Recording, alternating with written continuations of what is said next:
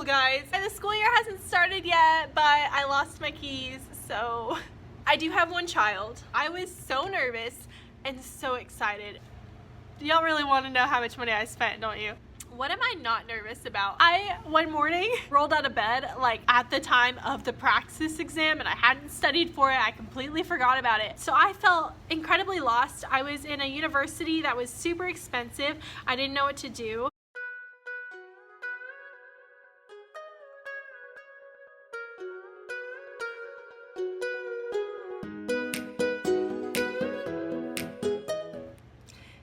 Welcome back to my channel. My name is Maylene Call from Miss Call's Campers, and we're doing a Q&A today, guys. Lately, all I've done, actually, pretty much all I've done is setup videos, which you guys have been receiving so well. It is so much fun setting up a classroom, and it feels really nice to be in my room. Like, I'm just sitting here and I can't even believe it. But we're doing a Q&A today because so many of you guys have been asking me questions. A couple of them are repeating, and I just thought it felt natural to do it at this point. So here we are. A lot of the questions are from what appears to be student teachers, which is really great because that's why I started this channel, was to help student teachers, because I was just in your position and I wanted to connect with other teachers and just have a bigger community to share ideas with and get inspiration from. So I am first going to be taking questions off of my YouTube channel, and then I'm going to go into the screenshots I took from Instagram. I just want to warn you guys, I mean, you can probably tell because you are in the future, and so you already know how long the video is. I don't know how long it is or how long it's gonna be. I just know it's gonna be a ride. So make sure you have something. Starbucks double shot and ice. This is so cool, guys. Okay, sorry, I'm a cheese ball. I just want to tell you guys before we start, I'm the worst. Okay. First of all, I go off on tangents. Second of all, I lost the keys to my room at my school. I think they fell off my keychain, and so now I'm just hoping it happened at my house. Otherwise, that's going to be really embarrassing. Hi, the school year hasn't started yet, but I lost my keys, so it's my life, guys. Okay. Teaching with Miss T. I recognize this name. She always comments on my videos, so thank you. She said, how did you pick your classroom theme? I know you changed it from being completely camping, so would love to hear how you decided on both. Is her first question.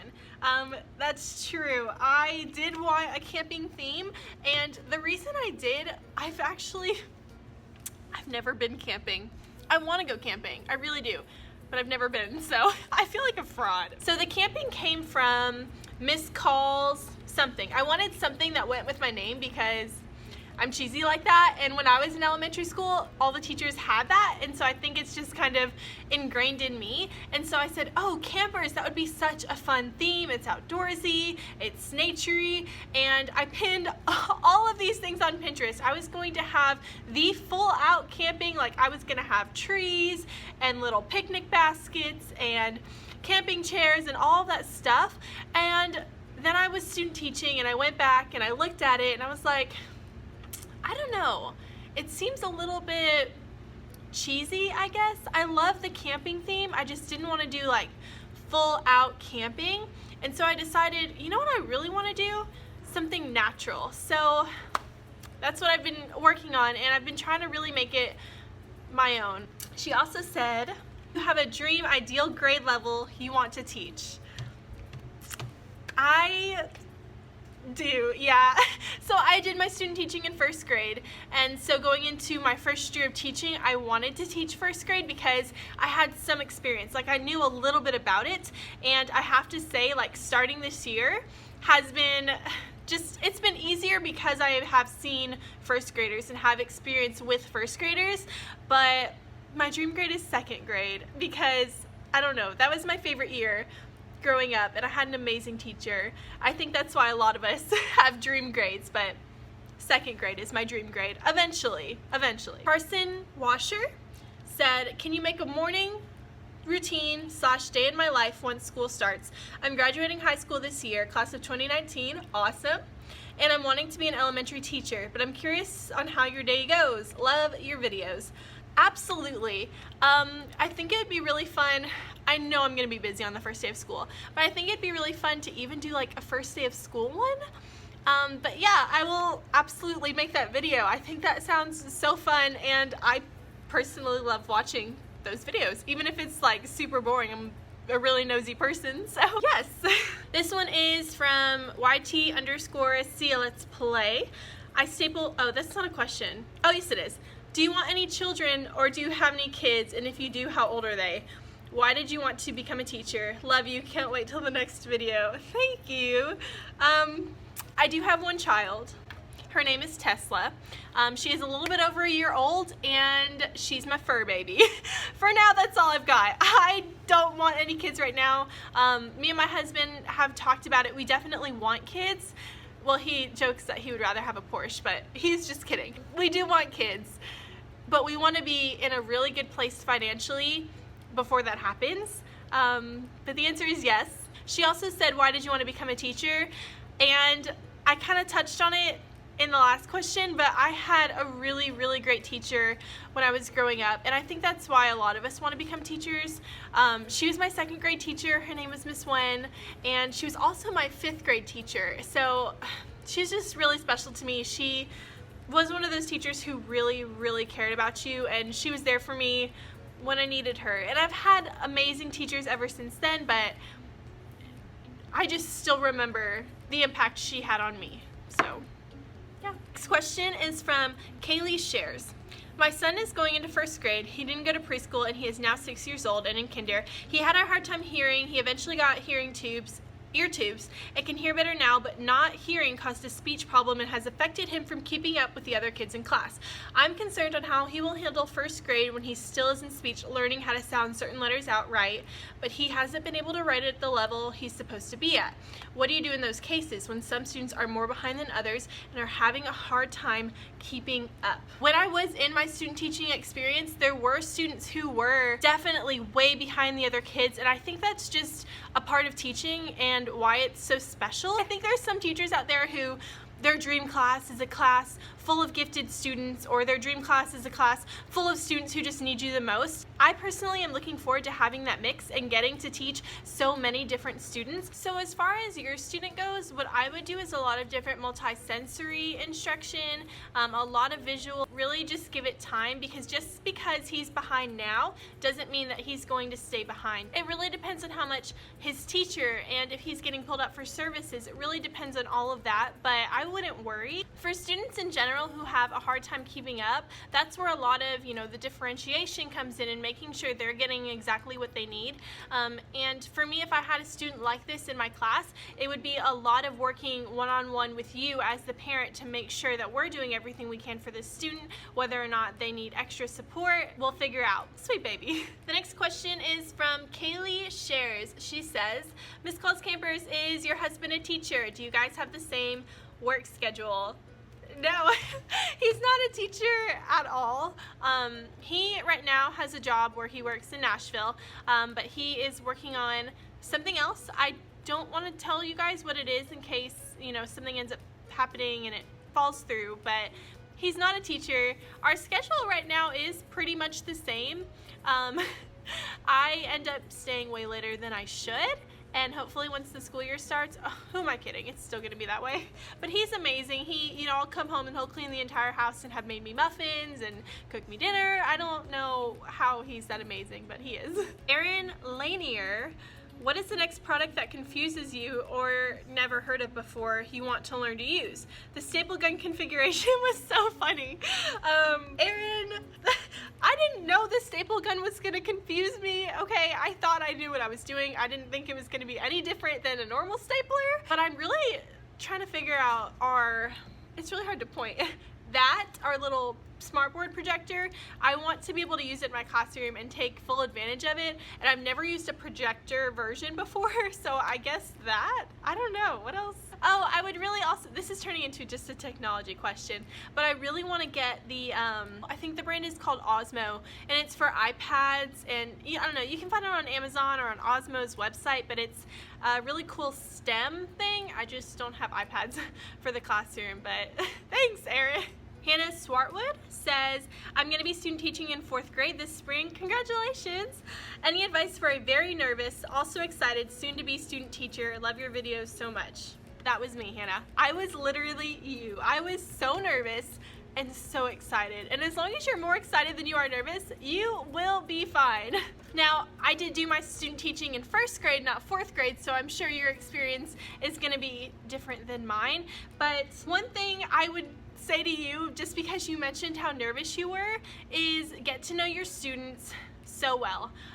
It's gonna make it a lot easier for you when you have to go up and do those lessons. Just get to know them. Don't see them as like this scary group of 4th graders. And I know that sounds a little crazy, but when I was student teaching in 1st grade and I had to get up there and do my first lesson, I was just like, oh my gosh, they're looking at me. They're not gonna know if you mess up.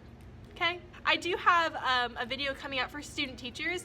It should come out in August, and I'll be addressing all of my student teaching tips. So I will be filming that pretty soon. Kayla Shares also asks, can you talk about your scar on your forehead? You are very beautiful, and many people have scars. They most likely always tell a story, and having scars doesn't make people any less beautiful. Just curious how you got it, if you don't mind sharing. I myself have a lot of scars from a C-section and from scoliosis back surgery when I was 2 years old and 11 years old, along with some stretch marks. Kaylee, I love this. I love this question. She's mentioning, you guys probably have seen it, this, and it's actually not a scar. And what it is, they actually had to biopsy and test it because they weren't sure. I think they said it was like some kind of wart or something. I don't know. They tried to like laser it off, and this was in, I think, I don't know what grade it was, but it was like right before picture day, and so they had lasered it, and then I had this like bright purple cross on my forehead because it was just like that. And in the yearbook, I literally have like a cross on my forehead. But yeah, they never were able to get rid of it. I don't notice it anymore though. Whenever people ask me about it, I'm like, oh yeah. Even like putting on makeup and stuff, I don't see it. She has a lot of scars from scoliosis. I have some kind of like back issue. I also went through a trauma when I was around 9th, 10th grade. So part of it I think is like manifested in my mind, but I do have a little bit of scoliosis too, so we have that in common, Kaylee. Next question is Nanavette. She says, this crate looks awesome. What lipstick are you wearing? I really like the color. Thank you. The crates were rough.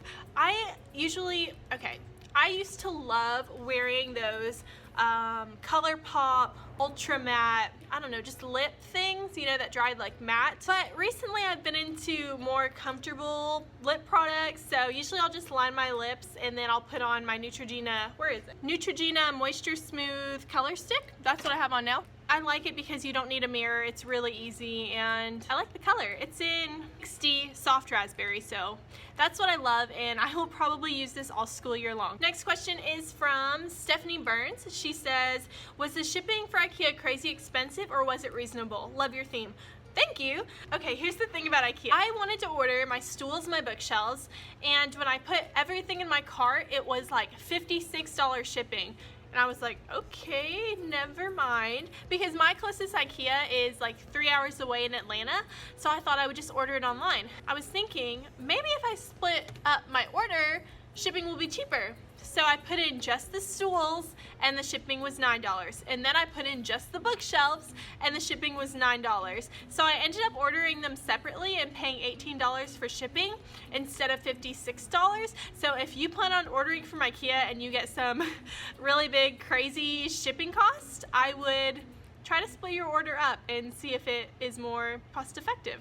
Maria Flores H says, loving your channel. I'm in college majoring in education and was wondering if maybe you could do a video on what that was like for you, your journey to becoming a teacher, including the struggles. It would really help. Yes, Maria, I thought about starting a channel when I was in college, just because, you know, when I was in high school, I would watch YouTubers who were in college. When I was in college, I would watch YouTubers who were student teaching. It's just really nice to see people who are ahead of you and can share their tips and advice with you. So I would absolutely do a video on this. That is a really great idea. Thank you, Maria. All right, now I'm going to move into questions that you guys asked me on my Instagram. So I've got my iPad here where I saved all of the screenshots. It would have been really smart for me to put these into categories, but I didn't do that, so it's just gonna be random. All right, on Instagram. AC Brown 17 asked me 3 questions. What are you most excited about for your first year of teaching? What grade did you student teach in? And what state do you live in? So what I'm most excited about for my first year of teaching is honestly being a teacher. Like I almost want to get emotional because I have just wanted this for so long, and I've been preparing for it in, you know, the biggest way I can, and I'm just excited to have a class that's mine. Like seeing Mrs. Call on outside my door, it doesn't feel real. So I'm excited to just be here. I did student teach in 1st grade, and I live in Tennessee. All right, Katie Klon Miller says, what subject is your favorite to teach and why?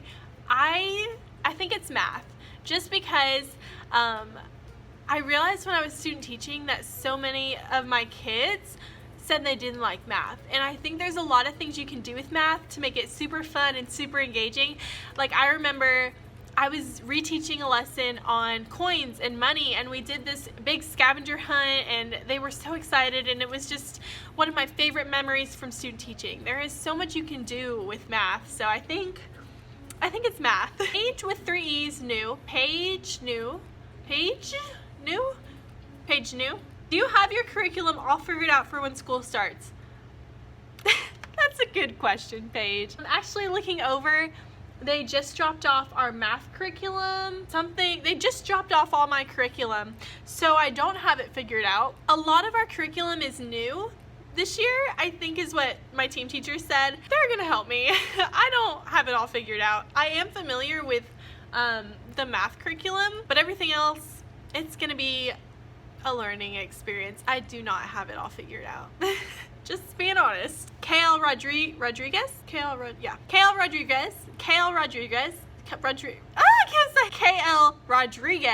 says, what are you planning on doing the first day / week of school?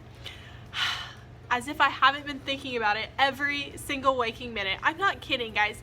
Literally, I will fall asleep at night thinking about how that's gonna look, because I've never experienced it before. When I student taught, I came in January. I have never seen the beginning of a school year, and that's something I'm a little worried about. But there is this activity from 1st grader at Last. She has a blog, and she did magic bracelets with her kids, and let me see if I can show you.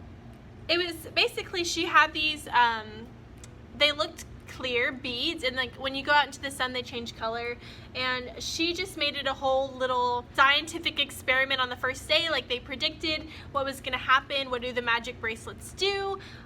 You can check out her blog for more information, but it's by 1st grader at Last. And of course I want to do first day jitters, but other than that, guys, like I really don't know. I know that for that first week of school, we're definitely going to be talking about, you know, our seating and procedures. I don't even feel like I should mention that because you guys know procedures, but a lot of community things. So I'm still thinking of some really fun activities that we can do. So yeah, keep sharing those with me. And another big focus for that first week of school is going to be growth mindset for us, because that's really important to me. Does that answer your question? I Willow Son says, what was the hiring process like? All right, so she said the hiring process, not the interview process.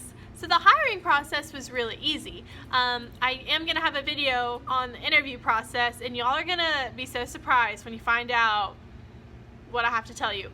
But as far as the hiring process goes, I heard back from my school very shortly. I think it was like a few days after I interviewed at this school. And then from there, she literally just forwarded me everything I had to do. I filled out the paperwork.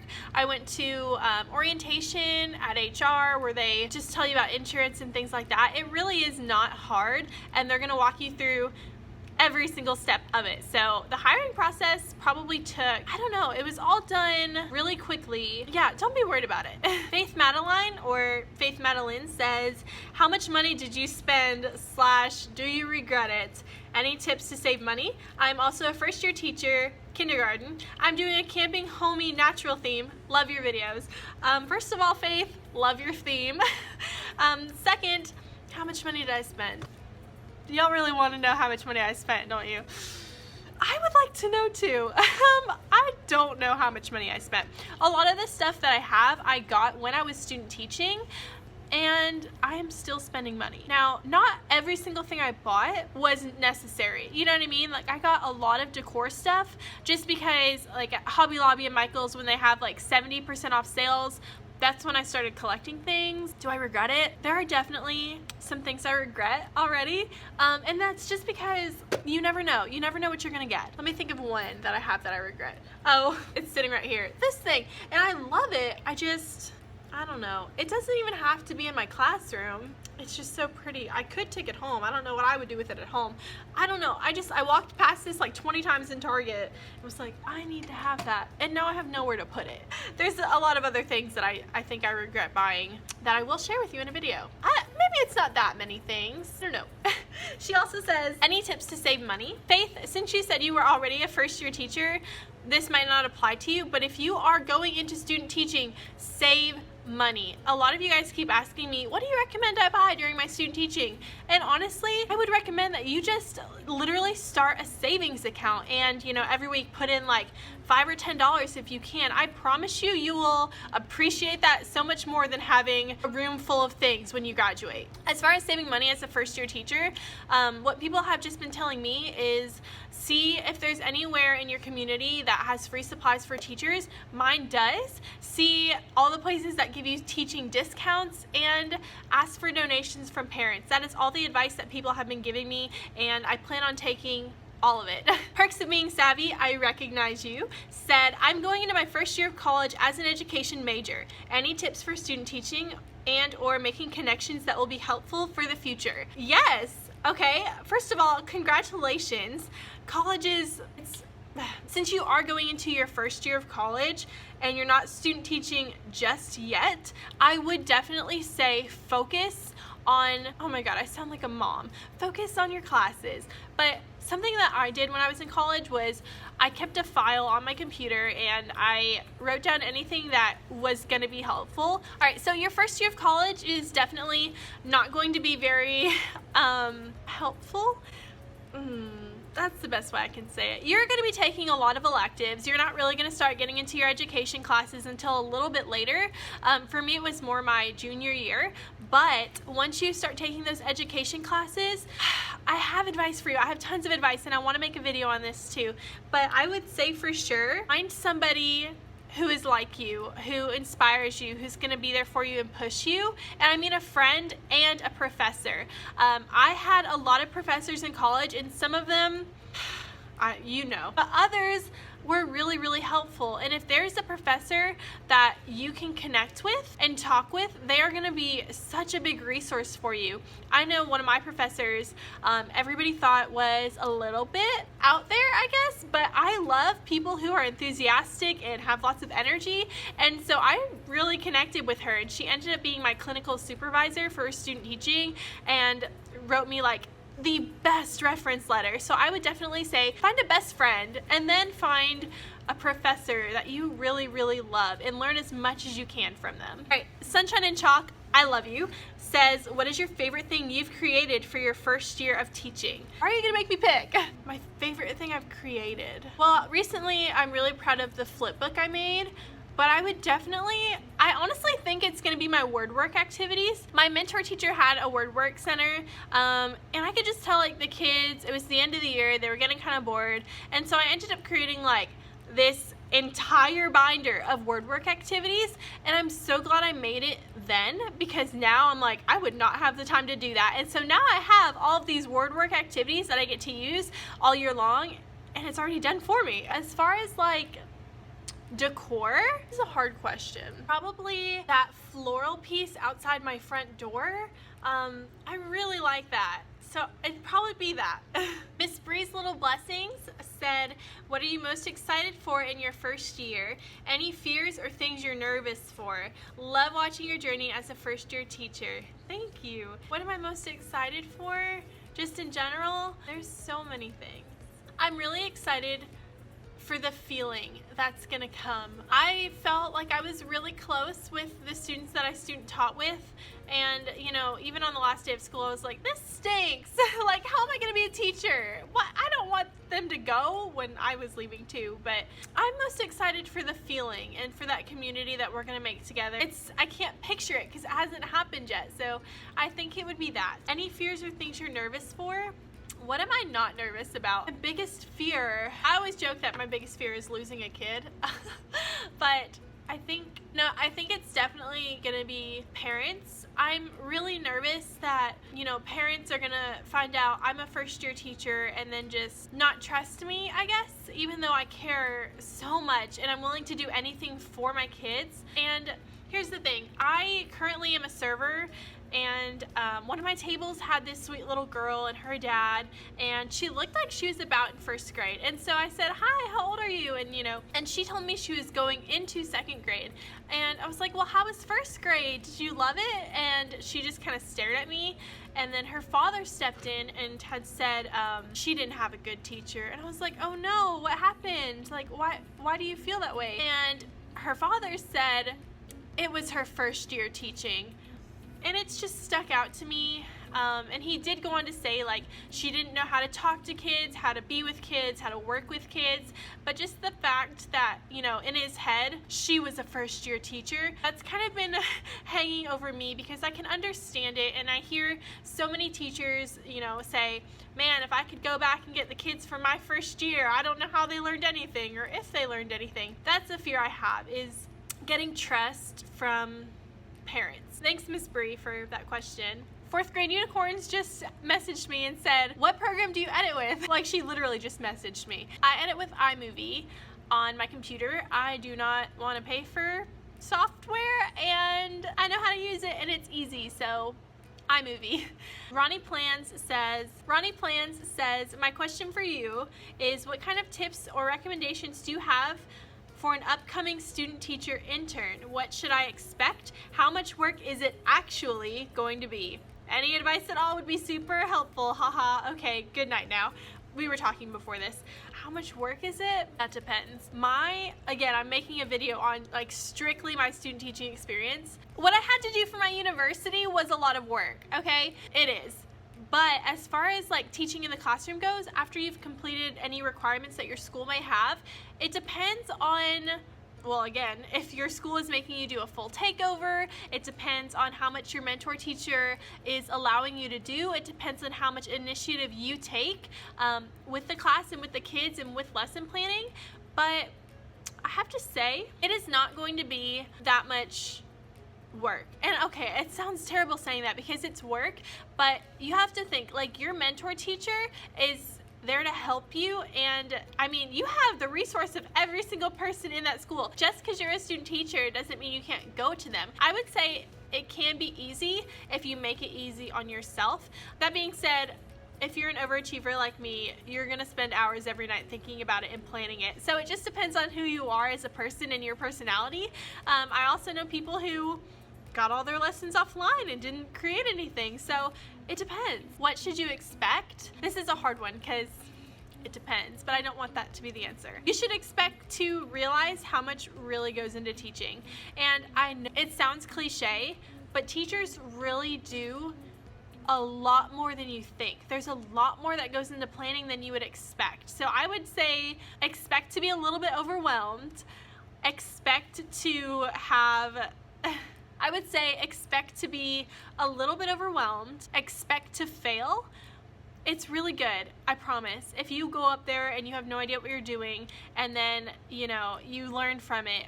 I failed my first time when I went up there in front of those kids. It happened and I learned so much from it. So expect to have failures and I feel like things should go in threes. So number 3, expect to feel love from your kiddos. I didn't think coming in as a student teacher that they were really going to get so attached to me, but they will, and they're gonna love you so, so much. So just expect that.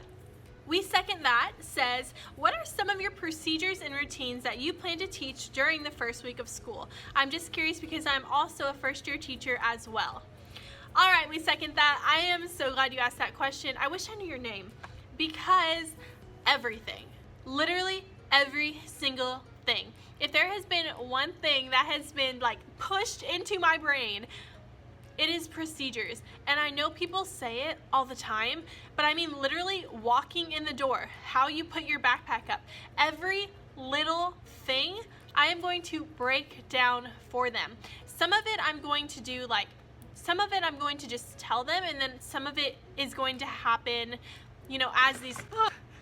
So some of my procedures I'm going to just explicitly teach, and some of them I'm going to wait until the time comes. So for example, the procedure of raising your hand, I'm gonna wait for that time to come. But the procedure of, I don't know, how to use the pencil sharpener in the caddy, I'm gonna explicitly teach that, if that makes any sense. There's so many, oh my gosh. Specifically, some procedures that are just standing out in my head that I wanna explicitly teach, like the first day, first week of school, definitely gonna be morning routines, how we line up, how we treat each other, which of course that's gonna be an all year thing. I have a lot of expectations for my students, and having a well-run class is probably like my biggest goal for the year.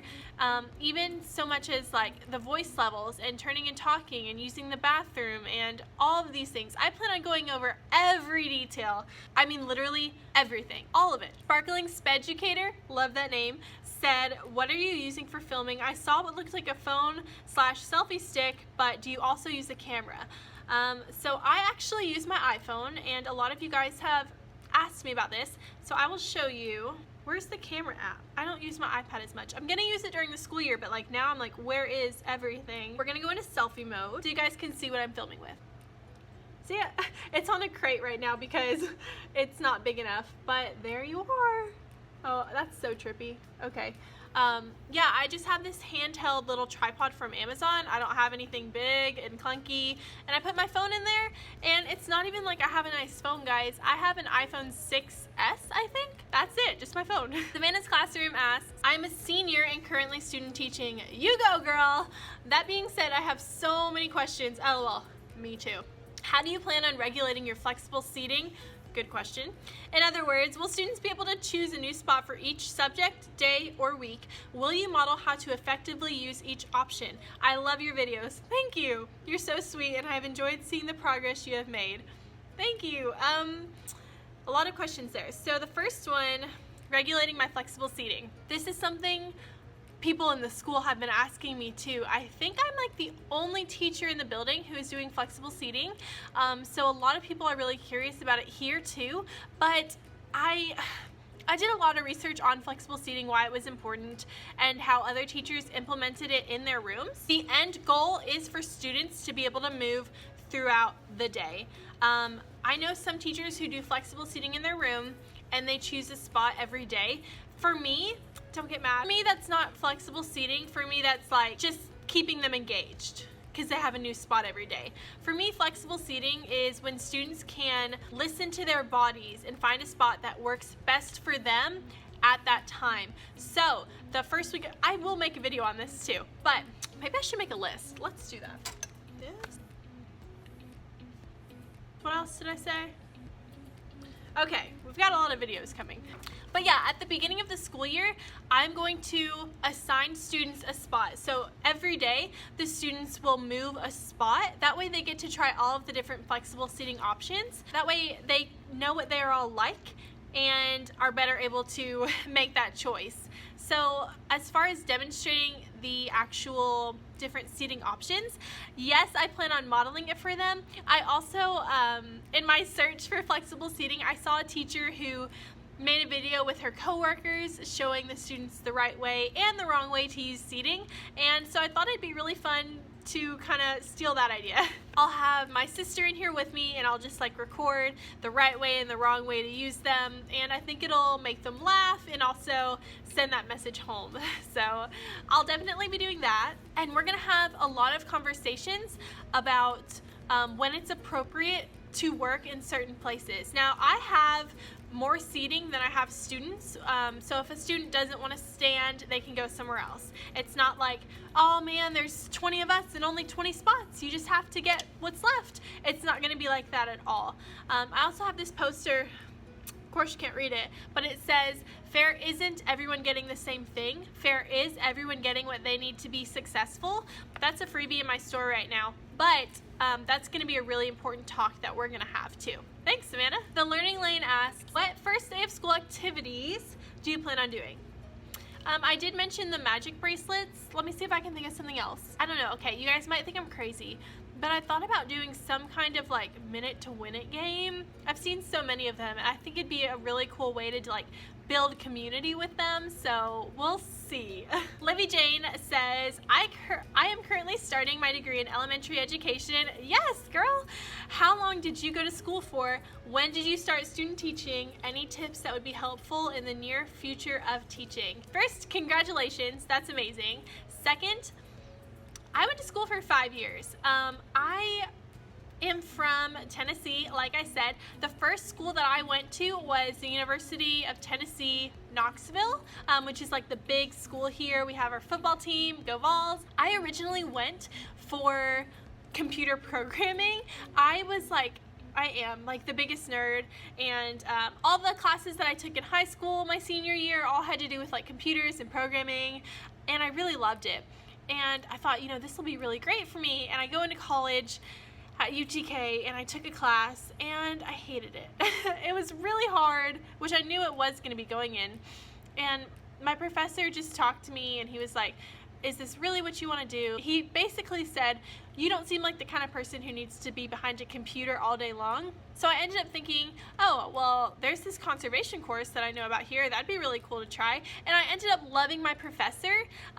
It was like a nature conservation class, and I ended up loving that class. And I was like, okay, this university is really expensive. I don't want to pay for it. And I knew there was another university, the University of Tennessee at Chattanooga, where I did graduate from. And I decided to transfer there, and I started volunteering at the Tennessee Aquarium. Loved it so much. I loved working with the aquarists. There's one that I just love him so much. His name is Danny, and he would let me feed the stingrays and the octopuses, and that is how you say it. And I just was really close with him, and he always told me, like, you know, you can always work here. But I realized through working there that I really liked working with kids. So I was a docent at the Tennessee Aquarium, which is someone who stands in the galleries and talks to people, and I realized like I love working with kids, and being a teacher is something that was always kind of natural, I think, to me, and I never realized it. For one, because I am terrible at public speaking. I cannot handle it. I'm better now, but it was really rough growing up, you guys. But I was always that kind of teacher's pet. And I mentioned earlier, my second grade teacher was so special to me. I mean, I would literally go home with her, guys. I would go home with her. And I just always loved grading papers and things like that. And I hate saying I was an overachiever, but I was. And I think a lot of teachers are, you know, overachievers, rule followers, all of that. So what was the question? How long did you go to school for? How did I get on that rant? Anyways, so I spent a year at UTK, and then I went to UTC and finished up in 4 years. I started student teaching in January of this past year. I really wish I had been able to see a full school year, and I think the way my alma mater's program is changing is that that's going to happen. So if you are at a school where their program allows you to be in a school an entire year, you are going to be so much more ahead than I am. Any tips that would be helpful in the near future of teaching? I think I mentioned this before. Save money. That's a big one. Another thing is, if you are just starting your degree, like I said, get to know people around you. You know, find somebody who's got the same goals as you do and who inspires you, and find a professor that you can really connect with, really go to with your questions. And don't worry. I worried so much in college. Just don't. It'll be okay. JJ03 says, would you like to teach any other grades in the future? Yes, I absolutely would. So like I said, my dream grade is second, but that's coming from someone who has never taught before. I know I love first grade. Kindergarten I thought would be really, really fun too. I watch a YouTuber. His name now is Mr. Rogers in Motion. He was a kindergarten teacher. Now he's going to be teaching preschool. But I have gotten so many ideas from him, and I just thought it would be so fun to teach kindergarten and do all these things. But I really wanted to start first grade as my first year of teaching. I love third graders. I've observed in third grade classrooms. You can do so much with them. The highest grade I would probably want to teach is fourth grade. Technically, my degree is pre-K through 3. I don't want to teach preschool, but in some states, you know, you can teach fourth grade. You have to go through an extra test and things like that. Yeah, I want to teach all of them to get a better understanding of where they would be developmentally, and I think just overall it'll create a better picture in my head about students. So I don't want to stay in first grade forever. Even if I do love it, I want to challenge myself. Sweet Jen 88 says, when do you plan to have children? When I'm financially stable. Kaylee Shares asked me, how did you get your scars? And I already answered that, but I do have a scar on my foot, and it's because my grandma was getting her house redone. I like ran into tile, so there's another scar story for you. Kaylee Shares also said, what inspired you to become a teacher? And I talked about my second grade teacher. I talked about working at the aquarium, but there was this interaction with a parent at the aquarium that kind of just made me realize teaching was a really good choice for me, but it just kind of pushed me, I guess, and kind of opened the doors. So I was talking in front of our main tank in the Ocean Journey building where we have our sharks and sea turtles and everything like that. And I was just talking to this person's child, and the parent said, are you a teacher? And I said no. And basically their response was, you should be. And here we are. It's funny because there are so many things in your life that have an effect on you and you don't realize them, but all of these different things add up to where you are now. And that is so powerful to me. You know, you don't realize the effect you can have on someone. And so, yeah, I'm really happy to be here. Mrs. Smith 3 says, what was your interview hiring process like? I'm gonna make a whole video on that. I will say I interviewed at 2 schools. One of them is obviously this school, and the first one was a disaster. I promise that video will be out very soon. Having to revisit that experience is not going to be fun, but there's nothing to be afraid of. I'm the kind of person who gets inside of my own head. Nautically Teaching says, when do you recommend teachers to begin buying things for their classrooms? This one is a tough one because, like I said, it really is so important that you just save money because you don't know where you're going to be teaching. You don't know what's going to come with your classroom. You don't know really what you're going to need, but there are things you can buy. What I really want to say is buy books, but at the same time, like, you don't know what grade you're going to be teaching. So what I did was I stocked up on everything from like preschool books to third grade like chapter books, and even though I knew I wasn't going to need all of them, I knew I was going to have a range of readers in my room, and it was really helpful to have those books. I mean, obviously starting up your library is so expensive, but I would definitely recommend that you only get, and I mean it, only get quality books, okay? And even the thing with getting books is some people don't even have to buy their books. Like, some people can just get all of their books from other teachers, so it really is just a choice you're gonna have to make. I know for sure people give me some of those books. I'm gonna donate right back to someone else because I only want the best quality books in my room. Her question really was, when do you recommend? And I would say for sure when you student teach. Things like, it depends on what you're gonna have and you don't know, and that's the hardest part. I'm totally with you. One thing you can always buy, see, even now I'm questioning myself because I have observed in a classroom they had everything given to them. They didn't need to buy markers or pencils or crayons or anything like that. And I've also been here where you have to buy everything. So it's really, really tough. I would recommend not going crazy like I did. No. Definitely bins, I would say. Yeah, we'll go with that. Bins. Buy some high quality bins that are gonna last you years and years. Book boxes, you can buy those. Those are really popular around back to school, but I would wait until you're student teaching. I know this sounds terrible. I'm not talking to you specifically, but if you are someone who's considering teaching, don't go buy a bunch of teaching stuff until you get to student teaching, because I know so many people who change their minds. But other than that, be very mindful about what you're buying because you don't know where you're going to end up, and your school might provide everything for you. A rug would be something really nice for you to start saving up money for. Like, I got this one partly through Donors Choose, but a lot of it was my own money. But you know, that's something that you can take to any classroom, any age group, so that's a really good idea. Yeah, and bins. Jojo1293 says, is first grade your ideal grade, or do you picture yourself teaching another grade level? First grade is my ideal grade for my first year of teaching, and I really do love first graders. It's amazing because they make so much progress in the year of first grade. Like, they really learn to read, and I'm really excited to be a part of that. As far as like my ideal grade, I really don't know, because going into student teaching, I was nervous about first grade. Like, I had observed first grade before, but I fell in love with it. So like I said, I really want to teach second grade, but I don't think there is an ideal grade. Blessed Bella, I don't know if that's how you say your Instagram name, but that's how I like to say it. Blessed Bella said, I'm enjoying watching your videos and learning from you, especially the technology piece. As a bilingual teacher with most subjects being taught in Spanish, I have a hard time finding resources.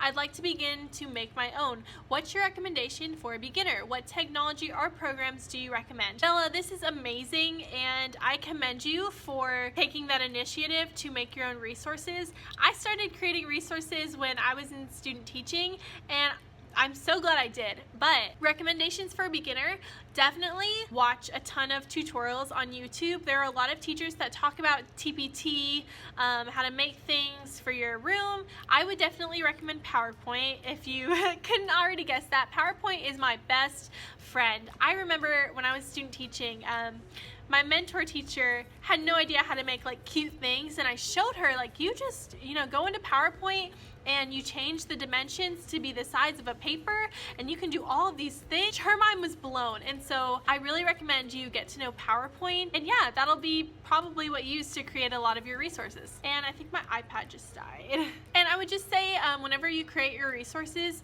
if you want to sell them on TPT, you just have to make sure that you have rights to everything you post. You know, images, just search for royalty-free images or royalty-free clip art. If you are using fonts, make sure that if they are fonts that you downloaded, that you have the rights to them to sell them commercially in your product. Otherwise, you can get in really, really big trouble, and I don't want that to happen to you. But that's so awesome that you want to make your own resources, and I'm sure a lot of other people will really appreciate you doing that. Also, as far as beginners go, I just want you to know, when I first started creating things for, you know, me, they were not the quality they are now, and that's just because, like, the more you design things, the better you're gonna get. Like, even my YouTube thumbnails, let me show you guys, hold on. When I thought about making YouTube, when I was student teaching, I decided to go ahead and like play around with my thumbnails, and you guys are gonna make fun of me because I used somebody else's like picture to like see what it would look like on a thumbnail. I used to really love watching like makeup tutorials and things like that, and this picture is from someone on YouTube, and her name is JamBeauty89. So this is her picture, and this was me just like playing around with like my cover YouTube thumbnail. You're gonna laugh. So this was the first one I made. This is what I thought I wanted my cover or my thumbnails to be like, and it says advice I would have loved before college, and I have all of these different like topics I wanted to cover, but this was my first thumbnail design, and then I thought I don't really like that, and I designed this one. And then finally, you know, we get to this, and you just gotta play around with it and learn, and then we finally ended up with this, which is the design I stuck with, and I think it looks 100 times better than what I came up with originally. And that's what my products are like too, guys. When I first started making things, they were not that great. Like, they looked very amateur, and it just takes time to play with it and find out like your style and what looks good. So try a lot of things. It's really embarrassing to show you guys that, I think. It's charged. So that's my answer, Bella. Oh, she also said, also, I'd like to know more about you. I can tell you're excited to be teaching. How did you know you wanted to become a teacher, and what was your ideal grade level?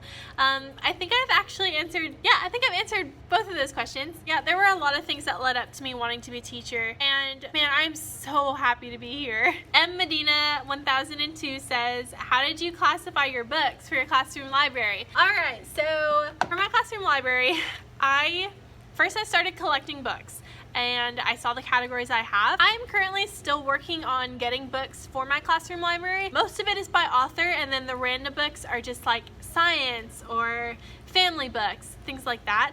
But you really just have to look at what you have in your library. So mine are going to be organized obviously in those book bins that I got from Big Lots, and actually I just got the rest of them, more book bins, and my mess that I scooted over here so you wouldn't see it. All right, secrets out. But what I plan on doing is taking, you know, some kind of clip art that has to do with the book and putting it on the front of the book bin. So like if it's Elephant and Piggy, it'll be a picture of Elephant and Piggy. And then on the front of the Elephant and Piggy book, I'm gonna put a sticker that has that same picture. So I'm just gonna coordinate, that way my first graders can keep our library organized. They're all gonna coordinate. And Medina 1002 also says, how did you buy all those supplies, especially after student teaching? I'm so concerned about not being paid during student teaching and then going into my classroom with no money for supplies. Did you budget before student teaching or donors choose? I think we all share this concern. Student teaching takes up a lot of your time, and it definitely, like if you don't have a job during student teaching, it's gonna be really hard unless you're one of those people who has like really great parents and can pay for everything. I was not.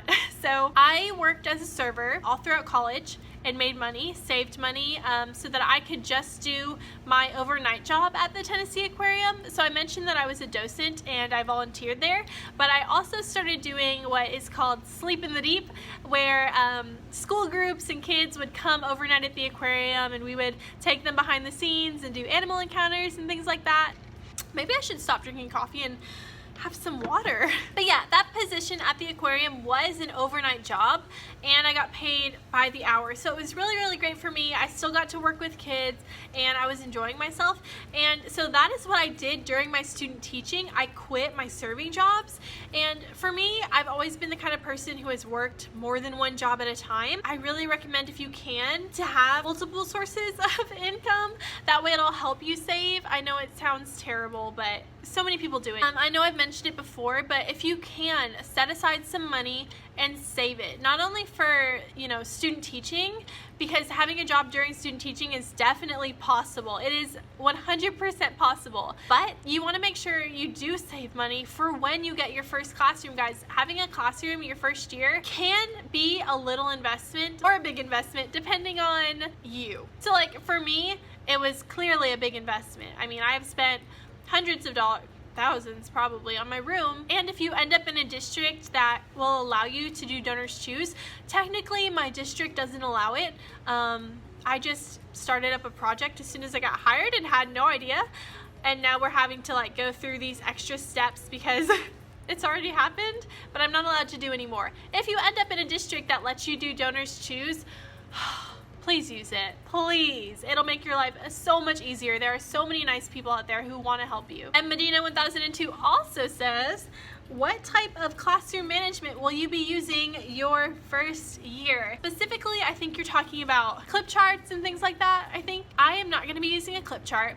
My school uses Class Dojo, pretty much school-wide, I think. And they're making it a bigger deal this year, but they have also had clip charts. So like the entire school is on the same colors for clip charts, and you know, they had the ones where you can move up and you can move down. I hate clip charts, and so I'm not gonna be using one in my room. The teachers in my first grade group message chat mentioned yesterday that they might be getting rid of the clip charts, which is good news for me because I wasn't going to use it anyway. But yeah, I plan on using Class Dojo. So for Class Dojo, why don't I just show you? Obviously, we're going to have a class rule, and you know, if there's behavior issues, my first thing is going to be talking with the student. I think talking is so powerful. Because, you know, at this age, sometimes they really don't understand. Like, there are certain ways that you should behave and treat people and act, and some of these things have to be taught. So that's my first resource.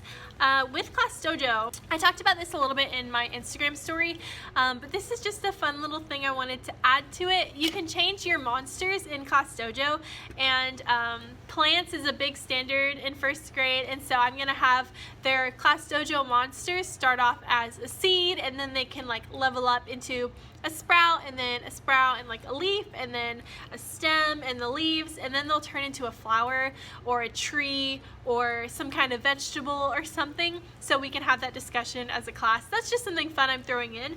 But for example, in my room, I have positive points, and those are some of the ones that I have set, and then I have negative points, and those are some of the ones I have set. You might have noticed on here, there's points for being a leader, and then points for being a boss can be taken away. I think it was Miss 5th who made that popular, be a leader, not a boss, and that's something I want to do in my room. I also have in here a point deduction, but it says, hooray, I cashed in my points. I plan on using a coupon system, which I can show you really quickly. This is why I knew I had to film this in my room, because I was going to be showing you guys stuff. So this is a container from Michael's, and it has all of our class coupons in it. I took out, there were dividers like across here and here, so I could fit coupons, but yeah, these are coupons I made to go with my class dojo, just as bigger incentives for them. I know a lot of teachers use a treasure box, even my mentor teacher did, but I just don't want to. A big reason I don't want to use a treasure box in my room is just because I don't want to spend the money on it, you know, week after week. That's not something that I personally want to spend money on.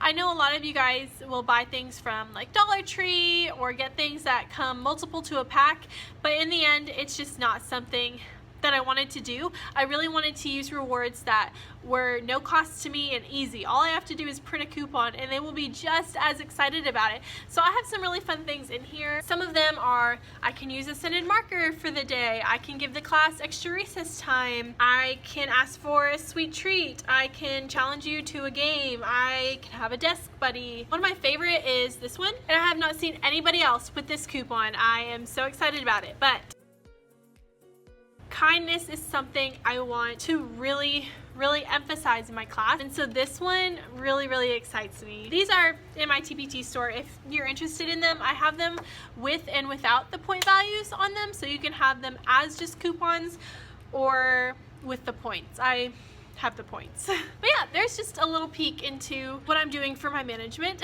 Fearless underscore in 1989 says, did you take the praxis exam? Do you have any tips for passing them? I am on the struggle bus right now. Thanks, girl. Yes, I took the praxis exams and I hated it. Not because of how difficult they were, because I'm gonna give you my honest opinion, I don't think they were difficult. However, you don't know what to expect, and even me sitting here right now having taken them, I can't tell you what to expect. I think I took, was it like 6 or 7? I don't know. If you're unfamiliar with what a praxis exam is, a lot of students have to take these in college in order to officially like get their teaching license or whatever. They're just part of what you have to go through during college, and you have to pay for them, and they're like $200 an exam, and they cover everything from general content to teaching and best practices and everything. But I think one of the reasons that they were not difficult to me is because I took them at the right time. I know some people want to get them done earlier, and so they'll do all of this studying and then get them out of the way. I had a really great advisor, and he sat down and told me the best time to take all of my praxis exams. And so if I was taking a praxis exam on reading, I would take it after I took the reading class. Take it when it makes sense. I would not recommend just going and trying to get them all knocked out, because you're gonna waste your time. I think it's much easier when you have like a class that is teaching the content and a professor who's really great and will help you. So I think that's why they were so easy to me, is because, well, I paid attention in class, but a lot of it also seemed common sense. Like the general content one, I'm sure you could take and pass like your first day of college, because it just asks you about all of the different subjects. But other ones like teaching practices, once you get into your classes, it's not going to be difficult. As far as tips for passing, I'm the worst. Okay guys, I one morning rolled out of bed like at the time of the praxis exam, and I hadn't studied for it. I completely forgot about it. I just remember waking up and looking at the date and thinking, why is this date standing out to me? And realized I had a praxis to take that day. So it was a praxis exam that I had taken the class for already, but I couldn't get it scheduled until like way later. And so I literally walked downstairs out of my apartment, like looking at a Quizlet, trying to like absorb as much as I could to remember things about that class. And I ended up doing good on the test. Yeah, I'm not the best person when it comes to studying. All of my studying for praxis exams came from Quizlet, and it wasn't even like intense, like I'm gonna do this for hours. Like as long as you go to your classes, guys, you're gonna be fine. I'm just gonna say it. Look up on Quizlet, just do it. It's T Breezy says, what kind of advice would you give to a new teacher coming in without any student teaching experience? Whoa. So I'm hoping you have some kind of experience, even if it's not student teaching. How did you do that? You have to have some experience, like subbing or something, right? Like, how did you even, I don't know where you live. How did you become a teacher without student teaching? I'm like, I can't comprehend that. My advice, wow. I would definitely say ask a ton of questions to your team. I'm hoping like you've subbed, but I don't know how you did this. I'm hoping you've subbed before so you at least have some kind of idea. But yeah, I would just say ask all the questions. Don't go in assuming something or just trying to do it all on your own. Definitely rely on your team. That's a big one. Zara Lolly says, hello, this is a question for your Q&A video. What is your favorite subject to teach? Love from Bahrain. Hi!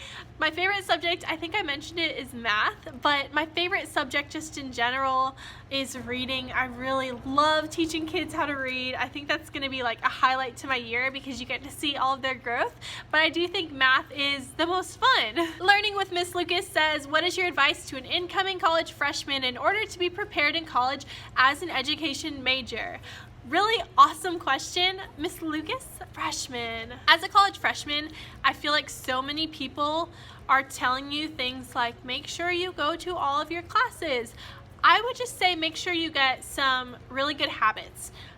So don't get into the habit of waiting until the last minute. You're gonna hate yourself, trust me. I took a summer course one semester and there were no deadlines except the very last one.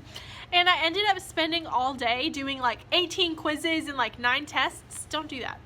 Don't be like that. In order to be prepared in college as an education major, something I wish I had done in college is signed up to be a substitute. You do not need a degree to be a substitute. Anybody can do it.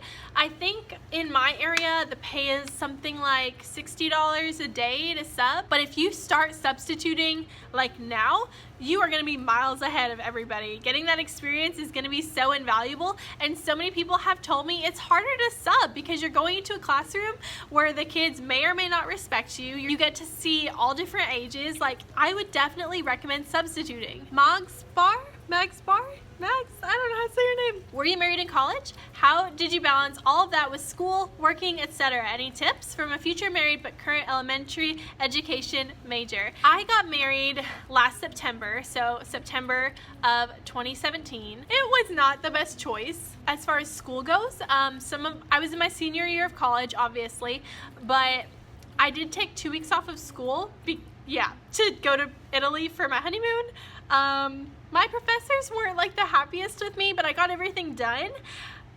However, my husband and I, we've been together since high school. When I was in college in Chattanooga, my husband was not there with me. Boyfriend at the time, like he was my boyfriend. How do I explain this?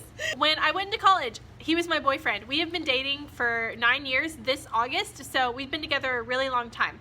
He lived about an hour away from Chattanooga, where we were both from. So we both met in one town. Then I went to college in Knoxville and then to Chattanooga. This is really hard to follow. Okay, I'm just gonna skip to how I balanced it. He would come up to see me certain days of the week. Just know that he wasn't there with me every single day, which really sucked. But it was easier for me to balance stuff that way. How do I answer this question? Was I married in college? Yes, towards the very, very end. How do you balance it with school and working? As far as my relationship, it was easy because he was not there every day of the week. So, you know, I didn't have that much to balance. As far as working, I worked all throughout college, 2 jobs, and I don't know how I would have managed to survive if I hadn't, but as far as college goes and the level of difficulty that I personally had, I didn't think any of my classes were really that hard. It really got difficult when I was student teaching and had this huge assignment to do and would spend like 9 hours a night on this project called EdTPA.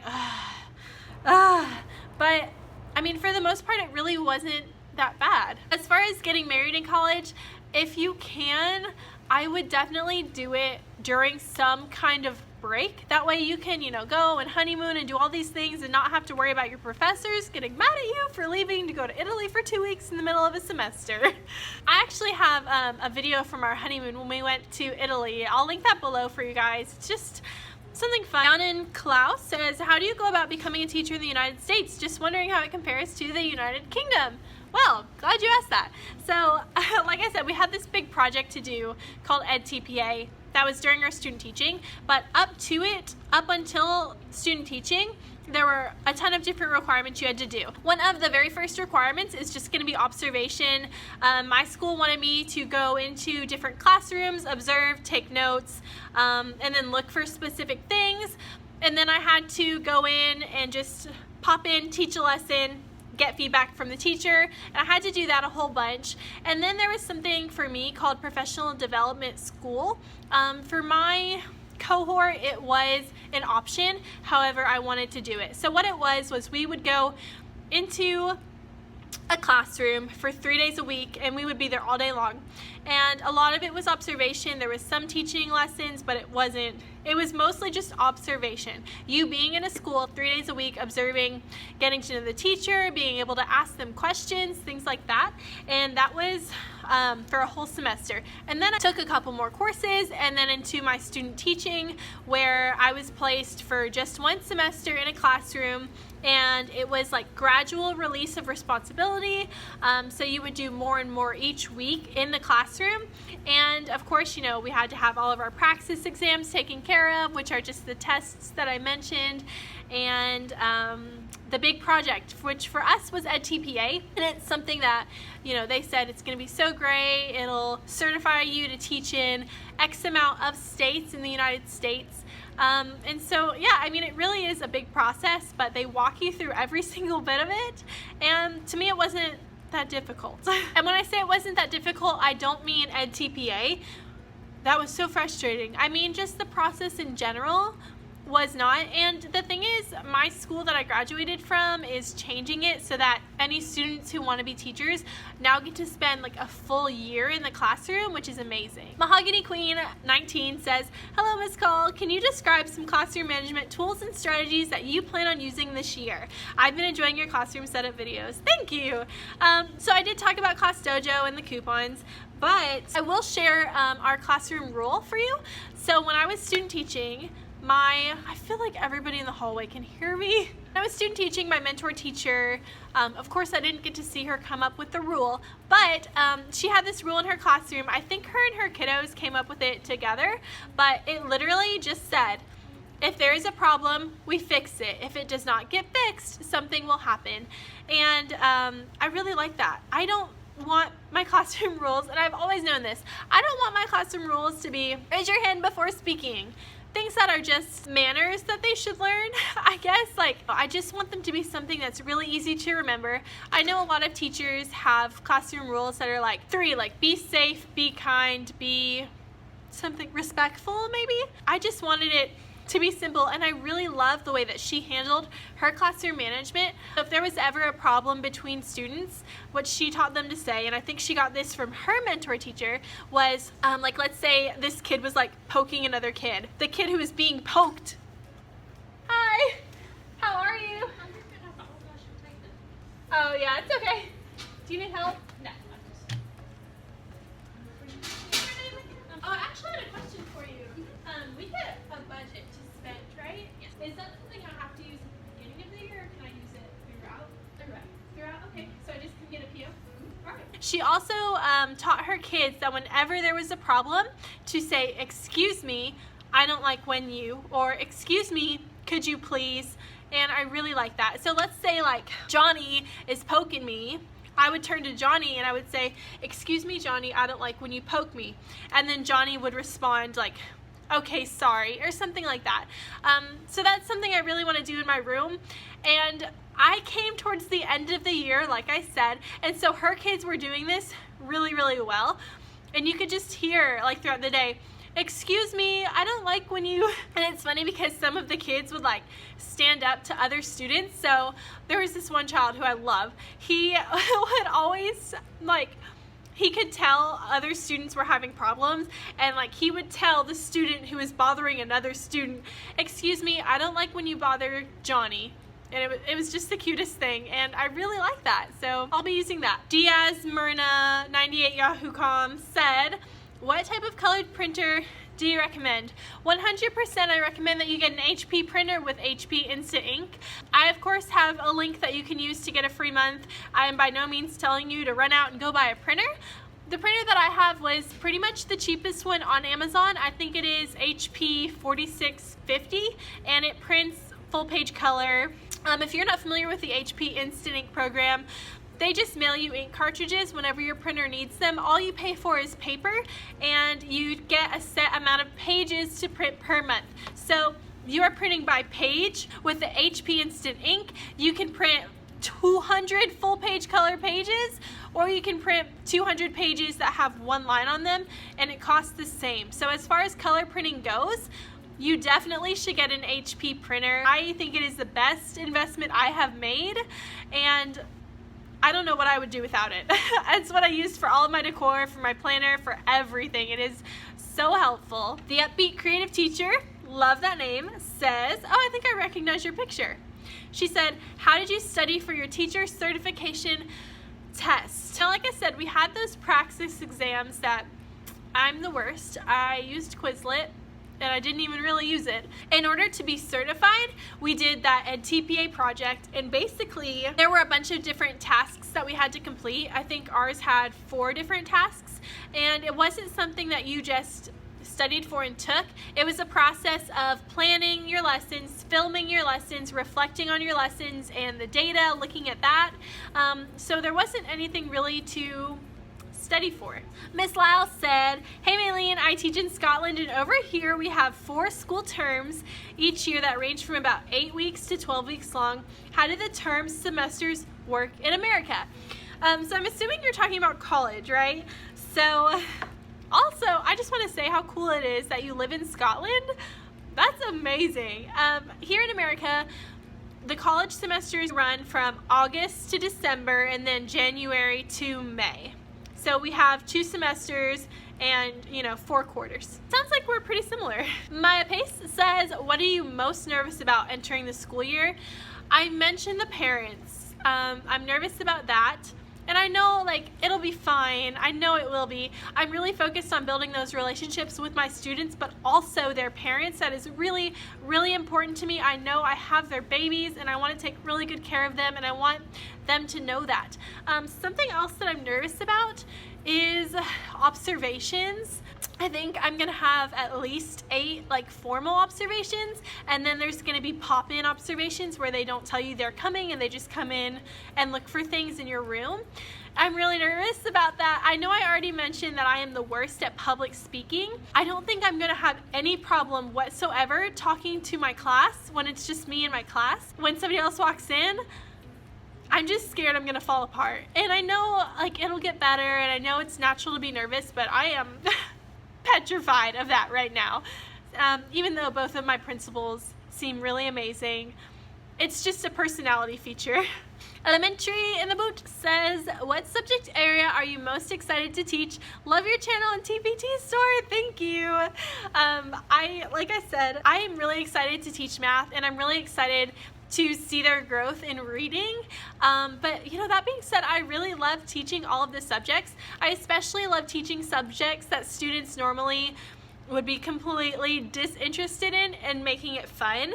Forevermore116 asks, what advice can you give people that are about to start college to become a teacher? I've touched on this just a little bit. I want to tell you something different, something I haven't mentioned. About to start college. I would really start, you've already started watching teacher YouTubers, so that's what I would do. But I also mentioned substituting. I think getting in the classroom is going to be the most important thing for you. So if you know any teachers in your area, I don't know where you're going to college, if it's near your hometown, not near your hometown, see if there are any classrooms you can get into or any ways that you can get in that school and help out or just observe. A lot of them will be really willing to help you out. So yeah, I would just recommend trying to get into schools as soon as possible and kind of learning how to be with kids and talk to them as a teacher, because it is very different. Julian Manfredonia asks, what was your student teaching experience like? I had a really great experience, and like I said, I want to make a video all about it, but I have a lot to say for people like me who are going in and they're gonna have an awesome year. But there was a girl also at the same school a student taught at who had a miserable experience. So I want to talk a lot about both sides of the equation and things you can do as a student teacher and just, yeah, tips like that. So just in general, my student teaching experience was awesome. Courtney Gale says, what are you going to include in your STEM bins and how are you going to incorporate them into your class schedule? So, good question. I don't know if any of the other teachers have STEM bins. I don't think so, but I really wanted to. I'm basically gonna put different materials in all of my STEM bins. So she has a bin for linking cubes and a bin with like toothpicks and Play-Doh, just a lot of different materials. And then they're all gonna have multiple task cards in the bin so that the students using the same materials can make different things. So I plan on having STEM bins as part of my morning routine. So there is a time period where they come in the room but we haven't started our day yet, and I want to use that time for them to be working with those STEM bins. I have debated on morning work, which I still want to do. Our mornings are just really short. Our kids come in, we have like 10 minutes for morning meeting, but 5 minutes of that is going towards announcements, and then they go straight to related arts, and like that's our morning. So I don't know if I am going to be able to do morning work the way I originally wanted to, but yeah. So they're gonna come in, probably read a morning message from me, maybe answer a question, and then go into their STEM bins. Lean In says, what was your student teaching experience like? Did you have to go through EdTPA and the practice tests? Yes. Did you work during your student teaching? Yes. How did you balance a hubby in school? I have such a hard time with this. Been married 1 year and in my senior year. So I already talked a little bit about my student teaching experience, and that video will be coming out, I promise. But balancing a hubby in school. Towards the end of my college career, my husband and I did move in together, and this was all because of this big backstory that has to do with jobs that I don't want to say yet just in case it falls through. He thought he was getting this job and he had a medical issue and ended up pushing back the timeline for it. But when I was doing a TPA, I literally spent like 9 hours a night on my computer, and he was amazing. Like, he did all of the laundry and he like cooked me dinner and I didn't have to worry about it. And it's really sad thinking about it now because he was amazing, but I would literally just like, I had to get it done. So as far as balancing, if you can, just set a time for yourself where you say, I am done, and spend time with him. Because for me, I worked all hours into the night, and looking back on it, I feel terrible for it. But do as much work as you can, you know, with your peers to try to get it done. I know you're not allowed to do it while you student teach, like in the classroom, but just try your best to get it done when you're not with him. I wish I had. And as far as working during my student teaching, I did do that overnight job at the Tennessee Aquarium I talked about earlier in the video, but I only did that probably like 3 times a month. That way I still had some income, but it wasn't every single day. And guys, on the topic of working while student teaching, I want to caution you. You're going to be busy. You are. You're going to be busy. You're going to be lesson planning, hopefully. And I know at my school, technically, we had to stay as late as our mentor teacher. I know some people who followed this rule, and I know some people who didn't follow this rule. I personally did. I stayed even when my mentor teacher was like, I'm not doing anything, like you can go, which was probably really annoying because I stayed. But literally, if we were there till 5, we were there till 5. If we were there till 5:30, we were there till 5:30. I went to every single meeting she attended, and I really recommend, if you have a job, tell them like, I can't be there until 5. Like, work the night shifts or work the weekends, but don't go into student teaching working a job where you have to leave every day when that bell rings. It is not going to be a good year for you, and it's going to make you look bad even though you're working. I just wouldn't recommend it. But you obviously know what kind of situation you are in, and if working during student teaching like me was something you really had to do, just try and make sure that it does not interfere with you having to leave from school. Make sure you're getting the most out of it. And if you're leaving every day at 3:30, you're not getting the most out of it. So much comes, in those hours before school and after school. So McGee says, I'm a junior in college. You are so close, girl. And I'm majoring in primary education. Do you have any advice? Yes, I do. I have a ton of advice for you going into your junior year. Things are starting to get really serious and really fun for you. I'm so glad you're going into education. What advice would I have wanted as a junior?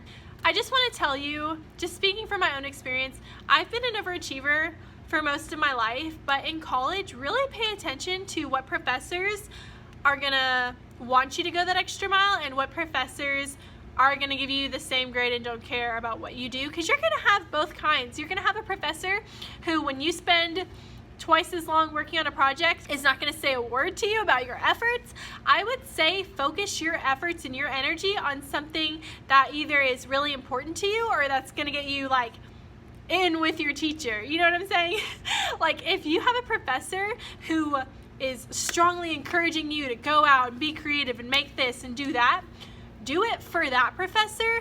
Don't waste your energy on the professors who are not going to care. Unless it's something you are wanting for when you're a teacher, like if it's a certain kind of project that you want to use when you're a teacher, then of course put your energy into it. But I would really say, it sounds bad, don't waste your time. But I would work smarter, not harder. I'm trying to think if there's anything else I can say to you if you're a junior in college. Yeah, I guess just like I've said before, make sure you can get into schools and spend some time with kids, because definitely see, what grades are you really interested in teaching? What content do you really like to teach? So yeah. Pretty Girl 90s says, who inspired you to become a teacher and what is your favorite moment from when you were student teaching? Like I said, my second grade teacher inspired me to become a teacher. She had the biggest heart and she cared so much, and I miss her to this day. My favorite moment. So there's one that's really popping out into my head, and it probably seems kind of random, but I did this song with my student teaching class, and we were doing like character traits, and there's this song by Red Grammar called ABCs of You, and it was a song that my second grade teacher had made us sing and learn, and I really liked it, so I wanted to try it with my first graders, and they loved it. And it goes like, I'm not gonna sing it, you can look it up. It's called ABCs of You by Red Grammar. It's nothing but ways to like describe people positively, so it's like A1, grade A. I'm not gonna sing it. Beloved and beautiful. I'm not gonna sing it. Capable, caring, delightful, dependable, enjoyable, excellent, fascinating, fabulous, a gift. So and I taught it to my first graders and they loved it. Did they know what every single word meant? No. But we would sing it all the time, and there was this one sweet little girl who, like, I would catch her with like a marker or a pointer, and she would go through and just be trying to sing it, and just like something about that, like seeing this little girl who, she loved me so much and I miss her, just seeing her pretending to be me up there singing that song, I don't know, it really hit me. And it's such a small thing, but I feel like, you can't realize what kind of impact you're making on people day to day, but I feel like just watching her copy me just made it feel real, I guess. So for some reason that really, I just remember that. Emily C. Gigliotti, I'm sorry, said, what is your teaching philosophy? What kind of educator do you want to be in the future? Admin, MA, etc. My teaching philosophy, let me show you what I put in my student portfolio. So you guys are all familiar with Michelle from Pocket Full of Primary, and she did her philosophy, I don't know where she got it from, but she did why, what, and how I teach. So I did that in my teaching portfolio. And basically, like, I'll just read you a few lines. I want to give my students experiences. I want the students who enter my classroom to feel their potential, to feel successful, and to feel loved. I said, I want to teach students what it means to be kind and why progress is greater than failure. I want to teach students what it feels like to be successful, and that positivity is a secret weapon they can always depend on. It's cheesy, but you guys want to know, so I'm sharing it with you. I'm a real person. And then for how I teach, I said choice was really big with me, so I have the letters above my classroom door, which I got from the lettered classroom. Choice is huge for me, and I basically talk about that, and that I want to use sign language in the classroom, which I got from Mr. Rogers in Motion on YouTube. He uses a lot of sign language with his kids, and I did during my student teaching, and it was amazing. So I talk about choice, sign language, experiences, and living what they're learning. So that's mine kind of in a nutshell. I didn't want to read the entire philosophy to you, but those are some of the things that I included. I don't know, I'm sure my philosophy will change and evolve and I'll want to say certain things in it, but that's what I have now. As far as what kind of educator I want to be, definitely do not want to be admin. I know one of my best friends from college, she wants to be a principal one day, and I could totally see her being a principal. She's just like the most reasonable person there is, and I'm so glad I found her. She's amazing. I, however, would be a terrible administrator. I feel like, I don't know, I just don't think it would be as fun as being in the classroom. Yes, administrators make a ton more money, but to me, I just want to be here where I feel like I'm making the biggest difference. And yeah, this is what I dreamed about. I don't dream about being a principal, and there's so much that they do. I just don't see it for myself. So yeah, a teacher. Chai Thurston says, what was your student teaching experience like? Amazing. And honestly, I want to know more about your fur baby. All right, well, honestly, I'm not gonna lie, I love this question because I love my dog. I have a miniature Australian Shepherd. Her name is Tesla. She is a blue merle. She is my favorite thing in the whole wide world. I made an Instagram for her. There are a ton of baby pictures of her, puppy pictures. She's my baby. So she is the Tesla Diaries on Instagram. If you want to follow her, just shouting her out. Yeah, she chews everything. We were actually overfeeding her, so it was really funny whenever we took her into the vet and the vet was like, she's fat. So we had to cut down her food a little bit. This is probably not interesting to you, but yeah, I love her. I really worked hard on training her. If you have a fur baby and you know who Zach George is on YouTube, that's where I learned to train her. Caitlin Gargis says, what was the hiring process like for you? I'm starting my second year as an elementary education major and can't wait to start my teaching career. I can't wait for you to start either. This is amazing. Hiring process, I talked about it a little bit before, and I want to do a video about interviewing and tips and things like that, my experience. Hiring, like I said, once you get the job, they walk you through all of it. BT Diana Teach says, what is your degree, major, and minor? For example, I have a general ed degree with a minor in reading.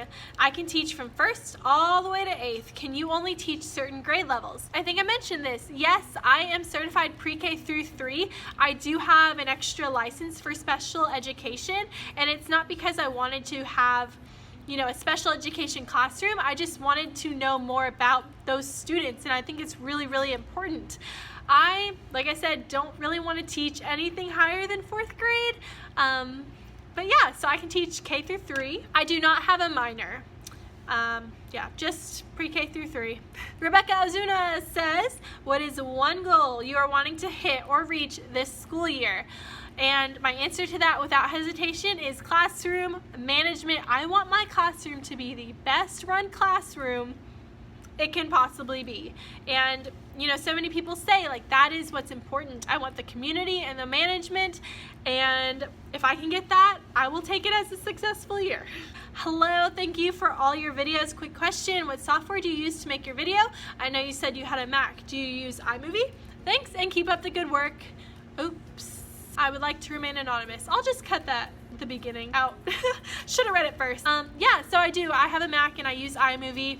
And I started editing videos before I made this channel, and if you want to create a YouTube channel, which is really fun if you are a creator personality like me, I would recommend you just film little videos of yourself talking, because what you see on camera is different than what you think is happening in your head. So definitely record yourself. Make like a little random practice video. I remember when I was seriously considering YouTube, I did a what's in my student teaching bag and filmed it and edited it, and I learned so much. And I wish I had that video still, but I think I deleted it, so I don't have it anymore. But I would recommend just looking at yourself on camera, talking, practicing. Like, I have a tendency to talk too quick. I'm sorry. Mostly in this video, it's because I don't want it to be 3 hours long. But yeah, just practice with that, practice editing. There's a ton of videos on YouTube that'll teach you how to edit in iMovie. So yeah, Teaching with Anna says, what topics are hit during new teacher training? So she obviously, since she commented, follows me on Instagram. I talked about how I just went to new teacher training. It was a day long. At first they gave you advice from first year teachers, and it's gonna be different no matter where you are, but just personally for my day, what it looked like was we all came together in an auditorium. a bunch of people talked and said like how great it was that we were going to become teachers, and then they played a video from first year teachers giving advice, and then they had us break into different groups. And so we didn't get to choose our sessions or anything, but our session for primary grades was on differentiation. So there was a guest speaker who spoke pretty much all day long about differentiation and like how to do different rotations and groups and let us ask questions and things like that. But yeah, it wasn't what I was expecting it to be. Mr. Riley08 says, Hi. I'm really thinking about going back to school for education, but don't know where to start. What are your degrees in, and do you have any advice? So I just told you my degrees. That's awesome that you want to go back to school. I don't know how old you are, or if you've already graduated college with something else. I know there are programs out there for adults to help pay for college. Like if you're an adult at a certain age, you can get some funding. Any advice for going back to college? I would definitely, you probably already know this, but I would not pick to go to some big like university. I would try to keep your costs down as much as possible, because it really doesn't matter where you go to school. I promise you, like, oh, someone's here. They're not looking for your degree to be from somewhere. They're looking at your personality and do you know what you're talking about? Yeah, I would just recommend finding a place that really fits with your budget. If you're not really sure, definitely try to substitute. I know it sounds, I would definitely get in the classroom as much as I can to make sure that that's what you want to do if you're thinking about it. Alexa Bree says, what are you most excited about for your first year of teaching? So like I said, I'm excited just to have kids to call my own. While I was filming this video, our bookkeeper Jennifer came in and dropped some stuff off to me, and you know, I was asking her about things, and then I ended up going with her to the office where my vice principal was, and she actually gave me my class roster. And before you guys say it, I know it's gonna change, but I just, sitting here right now, holding this paper in my hand that has a list of 20 kids that are gonna be in my class, it's unreal. I'm excited to meet them. I'm excited to get to know them, and I'm excited to be their teacher, guys. It's crazy to me to think that, I mean, these kids are gonna look back forever on Miss Call as their teacher, and that just blows my mind. I can't believe that I'm here. It felt like it took so long for me to get here, and now I'm finally here. It just is a really great feeling. Kenny D 2019 says, advice for incoming student teachers and preparing for state exams. I did cover these topics already. Let's see if I can add to it. Besides the 100 million things I want to tell you, I would say definitely, which I can tell you already do just because you asked, definitely take it seriously and enjoy yourself, because this is the only opportunity you get before you go into that classroom. I think I took it more serious than some of the other people I went to school with, in the fact that I just, every day, I would think about things that I could do better. Every day, you know, me and my mentor teacher were having these discussions, and it created the idea of teaching that I have now. It is so important, guys. So I would just go in knowing that it's okay to ask questions and just try to get the most from it. Claire Wigenhorn says, what do you think will be the best part of teaching first grade? Love your channel. Thank you. What do I think will be the best part about first grade? I don't know. I really like how first graders are just so funny. They're young and they're funny, but they're also more independent than kindergartners are. It's not their first year in school, so they know kind of how school works, but they're just so much fun. They want to do fun things, and that's part of the reason why I like primary grades and don't want to get into middle grades. Also, I don't want to be like a homeroom teacher and teach the same thing every day. I want to teach all the subjects. But yeah, who knows where I'll be in the future, but I really like first graders and their personalities, so yeah, I think that's going to be really fun.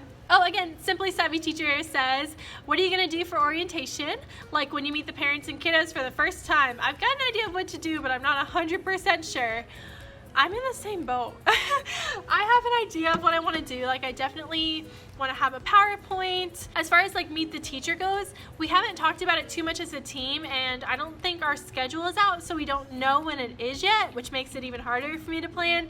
I have my flip book that I'm gonna have for them, a bunch of like forms and stuff, but I don't know. I want it to be really fun. I want to probably have like balloons out for them, and like, I wish I had a better answer, but we haven't talked about it as a team yet, and that's something that is really hard for me because I wish I had all of the answers for my entire year, but I don't. I'm having to like go at the same pace as, you know, we talk about it. So if you guys have things that you like to do for Meet the Teacher, go ahead and let me know. Like she said, I have a ton of ideas too. I don't know what it's really gonna look like.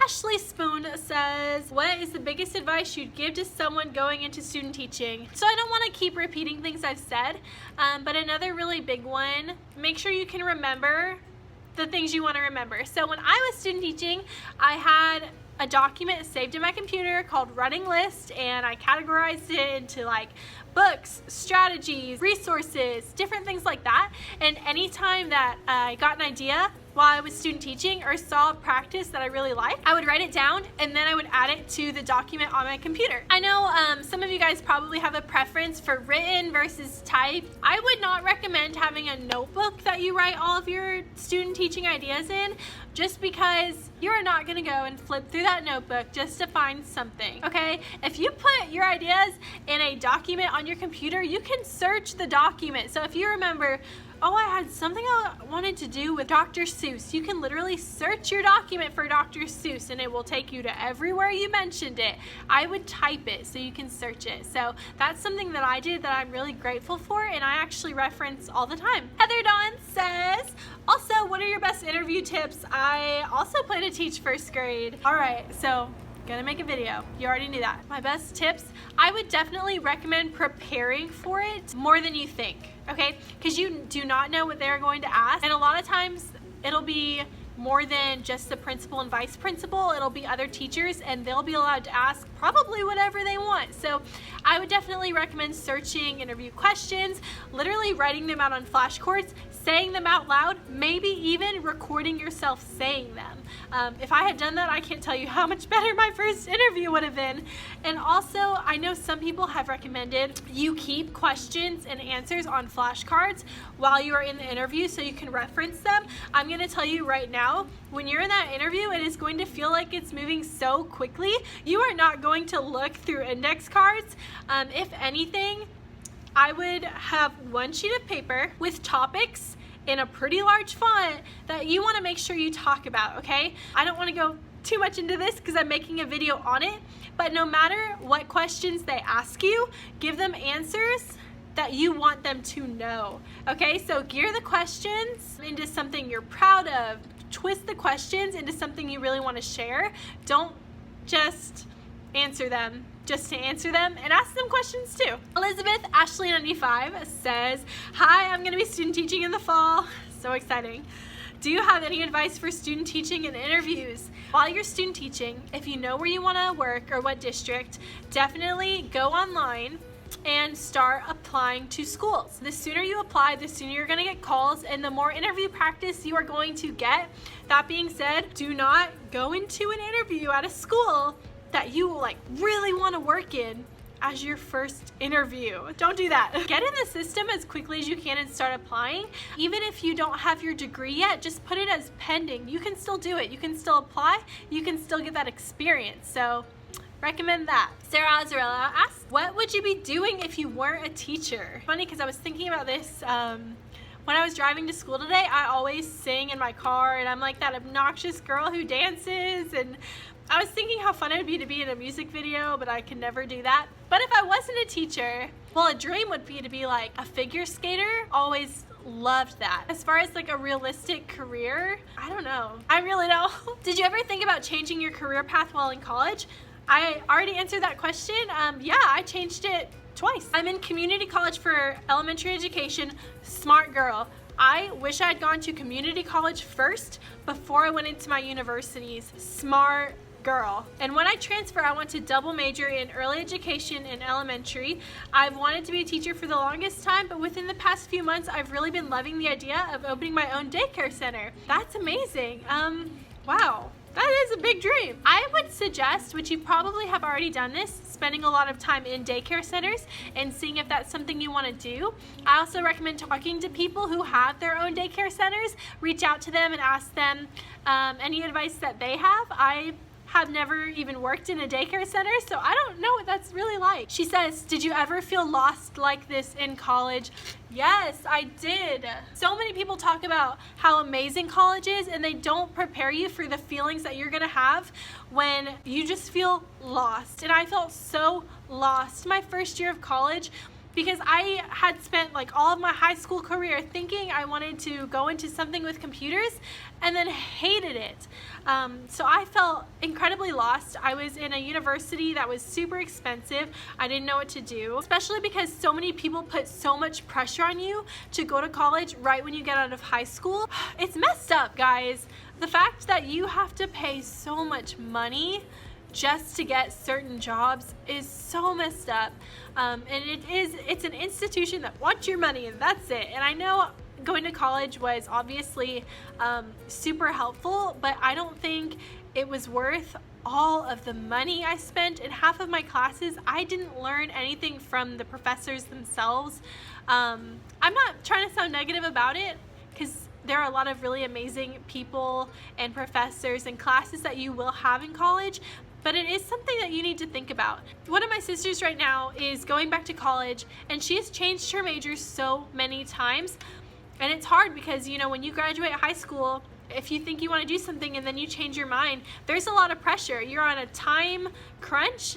You have scholarships that you might need to have, and there's just so much to consider. It'll be okay.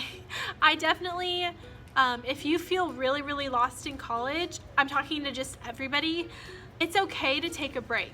A lot of people, I think, feel scared to stop taking college courses and just take a break. But I think it's really important, because you don't want to look back and see all the money you've wasted. If college is something you are debating and are just not sure about, you don't need to rush in. I promise it will be okay. Like I said, I graduated in 5 years. I thought when I was in high school, you know, if you took longer than 4 years to graduate, it was because you couldn't handle it, but it's not true. Of course, if you want to be a teacher, you have to go to college, and that's the worst part. But yeah, it'll all be okay. Grace McGowan says, what advice would you give to high schoolers thinking about becoming a teacher? Love your channel so much. Please continue doing what you're doing. If you're thinking about becoming a teacher, we all know we had those teachers who inspired us. Like I said, for me, it was my 2nd grade teacher. If you are thinking about becoming a teacher, I would definitely talk to teachers. And of course you're doing that because, hello, I'm a teacher now. What? I would definitely spend some time talking to teachers, observing in classrooms. Even if you're in high school, you can still go and observe in other teachers' classrooms and just see what it's like. Really, you're not gonna know until you start spending time in those classrooms. So that's the biggest piece of advice that I can give you as a high schooler. EI Prolina says, please explain your college university experience as well as all the steps you took to become a teacher and how the whole journey was for you. Probably need a whole video for this, but I'm super interested because I'm studying teaching early childhood through 6th grade in community college at the moment. Once again, you are so smart for going to community college. You are so smart. Yeah, I think I've touched on all of this. I wish you all of the luck. The fact that you're teaching early childhood through 6th grade or getting your certification is going to make you look super good to schools out there. So you got this, girl. You can do it. And this last one is an email I received last night, and it's from Pauline, and she, so sweet. She said, hey, I love your channel. Thank you. I am from Scotland. Yes, girl. Just finished my degree and about to start my teacher training year. I'm going to be teaching history at the high school level. That is awesome. It's crazy seeing the differences between classrooms in the USA and here in Scotland. I cannot believe how much supplies you have to buy. However, I love seeing how personalized you get to make your classroom. I'm so jealous. What is the process for becoming a teacher in the USA? How did you find your student teaching year? I've heard that it's mega hard work and a lot of late nights. Haha. Hope to hear from you soon. Love, Pauline. Pauline, I love you. I'm wondering from your email, do you not get to really personalize your rooms in Scotland? I know you mentioned how many supplies I have to buy. A lot of what I purchased is stuff that was just by choice for me, and it's stuff that I, you know, saw a sale and wanted to grab it and had a vision for my room. As far as supplies go, not every school is like this one where you have to get all of your supplies that parents don't bring you. A lot of schools have a resource room. For me, I was a little shocked. In fact, I just talked to our bookkeeper, and she told me my budget for the year is going to be $200, which is really, really great. So I can spend that at a variety of different places, and I'm probably going to wait to spend it because I know I'm going to need it throughout the year. But I'll keep you updated on how I use that budget that the school provides for me. 100%, I will keep you updated. I talked about the process of becoming a teacher already, and she said, how did you find your student teaching year? Student teaching was the best experience I could have asked for, guys. I was so excited to be in that classroom, and it feels like yesterday that I was there, and now I'm here in my room. I loved it. You said you heard it's a lot of work, and yeah, it is. If you have to go through a TPA at least. I feel like all universities require you to do some big project that, you know, evaluates you as a teacher and your practices. Yeah, when you're in college, they make you write these lesson plans that are like this long, and it's not the real world, but you do have to think about all of those different things. Ed TPA was a lot of hard work, a lot of really late nights, but it's over now. And you gotta just remember that if you're going through it or about to go through it, no matter what you've heard, it's gonna come, it's gonna go. I personally look back on it and just cringe, thinking about how long it took to do some of those assignments, but it's over. And yeah, you guys, you'll be where I'm sitting eventually. You guys, if you're in high school, if you're in college, if you're about to go into student teaching, you just gotta remember, like, it seems really far away now, or maybe it doesn't, but you are gonna be here eventually, and you're gonna learn so much, and I'm so excited for you guys. All right, that wraps up our first Q&A together, guys. I know it was a long one, and I wanna thank you guys for sticking with me. I plan on doing another one of these probably in a few more months, after I get some actual teaching experience. Hopefully you guys know me a little bit better. And yeah, you guys continue to ask me your questions. Of course I'll answer them. That's what I'm here for. I'm so happy to meet and connect with all of you guys, and I'm just overwhelmed with how kind you are. So thank you so, so much for supporting my channel. Make sure you are subscribed. I really love hearing from you guys as well. You can comment down below or message me on Instagram at Miss Calls Campers. Thank you guys so much for watching, and just remember, you got this.